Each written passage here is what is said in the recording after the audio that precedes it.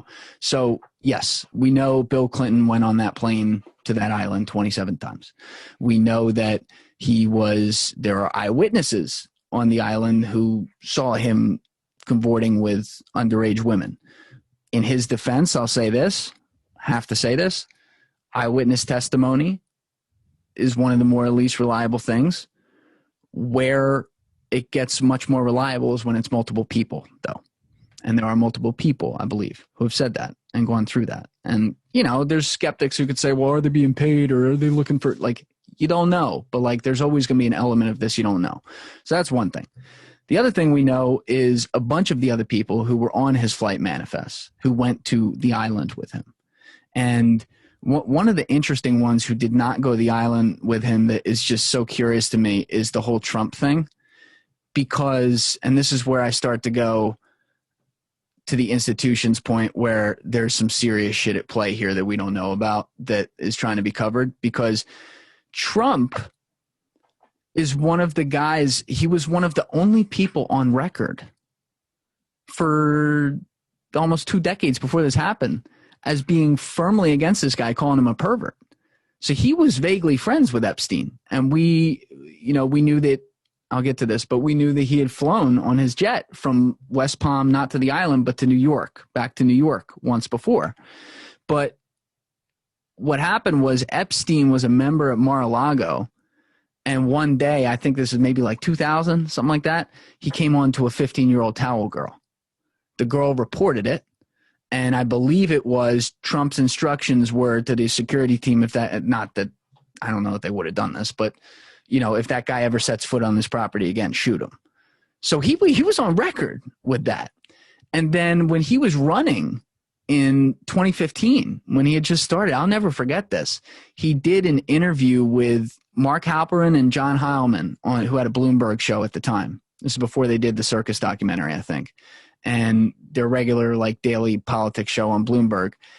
I think he had been sitting down with them and he had just done the interview, and then he, like, got up, or maybe he was walking past their booth. I forget what it was, but he's, like, not on the set. He's, like, on camera, though, standing directly over Mark Halperin, like, who's sitting in the chair like this. And he just out of nowhere goes, and, you know, you got to look into this Epstein guy. He takes girls down there, rapes them on islands, and he's a very, very bad guy. Like, he's saying this shit publicly, and he knew him. There's pictures of him with him because he's been on record about it. Like, fuck this guy. No. I like hot women, but the implication that he's trying to put out there is I'm not into little girls. That's bullshit. That's fucking crazy, which any sane person should say. What I want to know now is why Donald Trump has been completely silent about this. Now, I know he's not on Twitter and everything, but you don't hear a word from him about this whole Epstein thing. You don't see him putting his face on camera to talk about this. And we found out, I believe for the first time at the trial, that he was on that plane 6 other times. Now, none of them went to the island. They all went Florida to New York. But why have we never heard about that? Why is he now suddenly shutting up? It could be one of 2 reasons. He could either be complicit this whole time and was trying to just get out in front of it the entire time, doing all this other shit. Or there's powerful people telling him, if you want to live tomorrow, if you want your family to live tomorrow, you're not going to say anything. Either one is bad. And so when you're talking about 2 former sitting presidents who are in the middle of this, either for the same reasons or different reasons, whatever it is, that alone right there tells you, holy shit. This is an avalanche, right? But it does come back to, like, who was this guy? I know Rogan cited Eric Weinstein talking about him and saying that he knew he was a fraud and didn't know anything.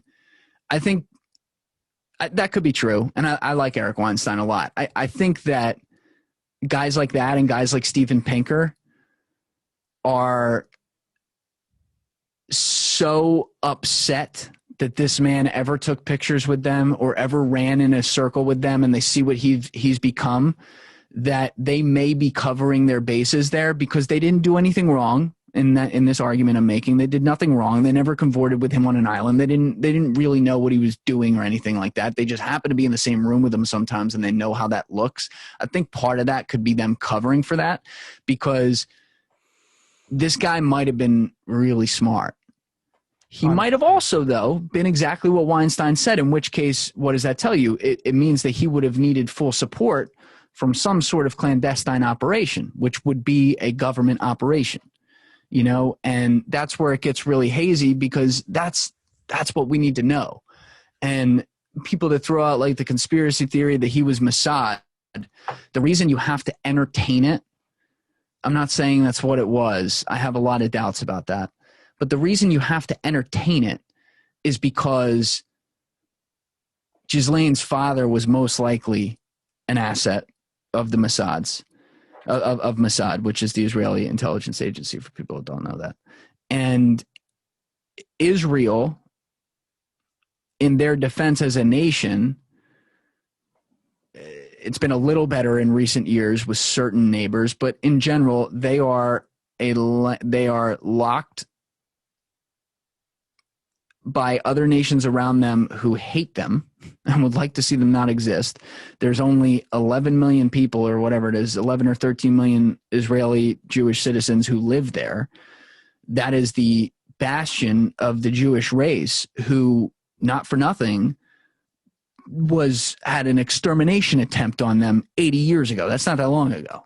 You know, they are constantly in a corner, right? They are much more forced to respond or proactively react to things before they happen, just to save themselves. So I recognize that a lot.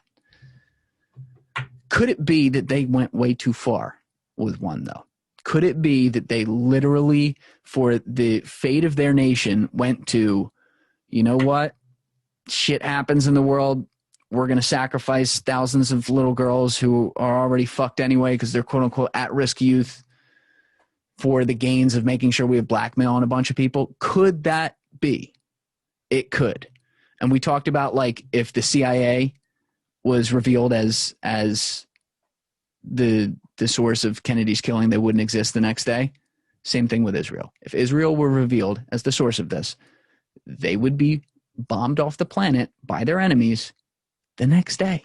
Yeah. Because for 24 hours or a week or a month, whatever it is, everyone else who hates them would have the moral high ground to do something about it.